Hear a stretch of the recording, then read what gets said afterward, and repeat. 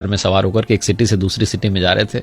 Highway पर drive कर रहे थे। नदी पर जो पुल बना हुआ था, जैसे उसको पार किया तो एक लड़की दिखाई दी जो तरबूज बेच रही थी सड़क किनारे। बच्चे ने जिद की वाटरमेलन चाहिए, तो इन्होंने कार को साइड में रोक दिया। गाड़ी का शीशा नीचा करके जो है मैडम ने पूछा कि क्या भाव दिए, तो उस लड़की ने कहा कि 50 रुपए का एक लेके चले जाओ। तो ये जो मैडम थी मोल भाव करने लगी कि 30 रुपए, उससे ज्यादा नहीं। वो बच्ची कहने लगी कि आप गजब कर रहे हो, आपने तो 30 रुपए बोल दिया। तो मैडम ने कहा चलो 40 रुपए।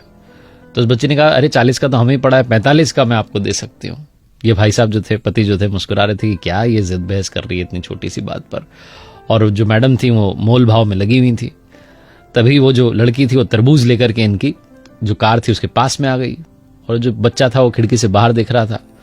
तो मैडम थी, उन्होंने एक और इमोशनल दाव खेला। उन्होंने कहा कि अपने छोटे भाई के लिए दे जाओ 40 रुपए में। तो उस बच्चे ने कहा अरे वाह कितना प्यारा बच्चा है, क्या नाम है इसका। तो उस बच्चे ने बताया मेरा नाम गोलू है। कहने लगी वाह तुम तो सच में गोल मटोलो। और तब जो है उसने वो तरबूज उसके बच्चे के हाथ में रखना चाहा, तो वो जल्दबाजी में, छोटा बच्चा कहां संभाल पाता, वो नीचे गिर गया। 5 किलो करीब का तो तरबूज रहा होगा, उसके 3-4 टुकड़े हो गए। बच्चा रोने लगा कि मेरा तरबूज गिर गया। तो बच्चे ने कहने लगे अरे मेरे भैया नाराज क्यों होता है, मैं दूसरा लेके आती हूँ। फटाफट से दूसरा लेकर के आ गई। अब ये मैडम ताव में इनको लगा कि 2-2 के पैसे लेगी। कहने लगी हम उस टूटे वाले के पैसे नहीं देंगे और इसके भी 40 रुपए देंगे, कितने का है ये। उस बच्ची ने कहा, जो लड़की बेच रही थी तरबूज की, मुझे तो आंटी जी कुछ चाहिए ही नहीं, मैं तो अपने छोटे भैया के लिए लेकर आई हूं, मेरी ओर से तोहफा है इसके लिए। तो कहने लगे नहीं तुम पैसे तो लो। जो पतिदेव थे भी मुस्कुरा कर कहने लगे कि अरे तुम 100 रुपए लो दोनों तरबूज के, टेंशन ना लो। उस बच्चे ने कहा नहीं मैं अब पैसे नहीं लूंगी, आपने कहा ना मेरा भैया है, भैया से पैसे थोड़ा ना लेते हैं। तो ये जो मैडम थे उन्होंने कहा कि अरे ये तो मैंने ऐसे ही कह दिया था, तुम पैसे ले लो। उस छोटी सी लड़की ने जीवन का सार कहा। उसने कहा कि मेरी माँ कहती है कि रिश्तों में नफा नुकसान नहीं देखा जाता। पहला वाला टूट गया कोई बात नहीं, दूसरा वाला इसके लिए मेरी ओर से गिफ्ट है, तोहफा है, आप लेके चले जाओ। जब उसने ये बात कही तो इन मैडम ने पूछा कि तुम्हारे परिवार में कौन कौन है, तुम्हारा कोई भाई है।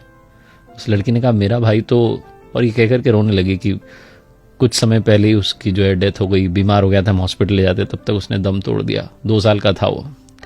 मुझे तो इसमें अपना भैया नजर आया, आप लेके जाओ तरबूज।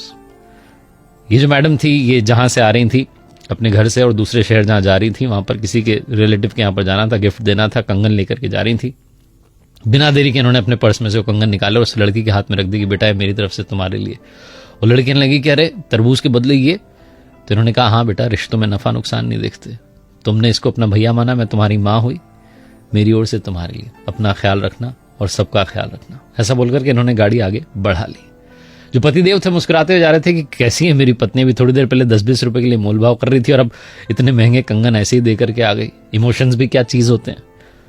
और तभी इन्हें याद आया जो उस लड़की ने कहा था कि रिश्तों में नफा नुकसान नहीं देखते। बिना देरी के इन्होंने अपने बड़े भाई को कॉल लगाया और बोला कि अरे वो वाला प्लॉट आप रख लो, वो बाजार की दुकान आप रख लो, मुझे नहीं चाहिए, मैं कोर्ट में जो मुकदमा किया हुआ है वापस ले लूंगा। बड़े भाई साहब कहने लगे तुझे क्या हो गया अचानक। तो इन्होंने कहा कि वो भाई साहब मैंने सुन लिया है, अब याद रख लिया है कि रिश्तों में नफा नुकसान नहीं देखते। बड़े वाले भाई साहब भी पिघल के कहने लगे कि अरे मेरे छोटे इतने प्यार से पहले बात करता तो बात आगे बढ़ती नहीं, आजा घर पर चाय पीते हैं और सब सॉल्व कर लेते हैं। बहुत छोटी सी कहानी है जिसका सार ये समझाता है कि रिश्तों में नफा नुकसान मत